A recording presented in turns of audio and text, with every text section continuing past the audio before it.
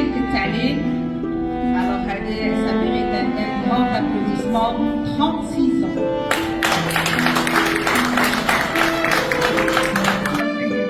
نجما تبرق من ملك روحاته يستمتعون بأحاديثه.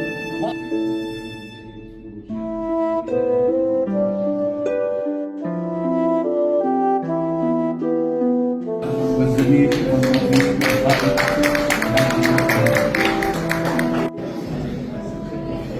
أعوذ بالله من الشيطان الرجيم. بسم الله الرحمن الرحيم، والصلاة والسلام على سيدنا محمد سيدنا وحبيبنا محمد إلى يوم الدين. أما بعد، السلام عليكم ورحمة الله تعالى وبركاته. السيدة مديرة التربية، السادة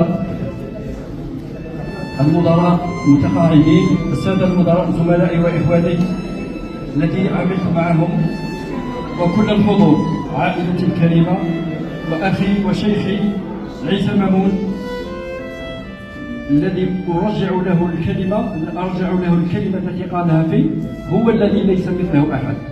من لا يشكر الله والله العظيم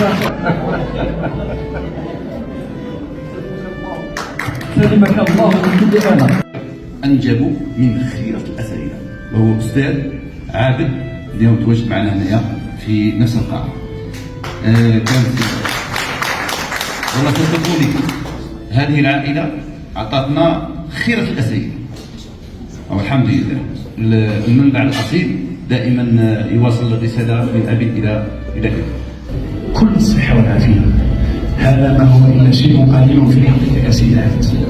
أنت أخ كريم تستاهل أكثر من هذا، ونتمنى من زملائي اللي ما زالوا عاجلين، نتمنى أن هذه الفكرة، هذه النبتة التي زرعناها اليوم بمتوسطة جبال اليابس نرعاها ونسقيها لتنمو. خاطر نبغي بعضنا، نمشوا لأي مؤسسة كانت غير التعليم قاعد يسقسوا على بعض، وحنا رانا قاعدين قابلين بعضنا. علاه ما نلموش بعضنا البعض ونسقسوا على بعضنا البعض، خاطر الموت راه غيترفد. اليوم كان غدا ما كانش، وتقول يا ريت كان شفت فلان. إذا هذا ما أوصي به زملائي وشيوخي الكرام، فأهلا وسهلا بكم في مؤسستكم، بيتكم الثاني الجبال اليابس، ومرحبا بكم في أي وقت. شكرا جزيلا.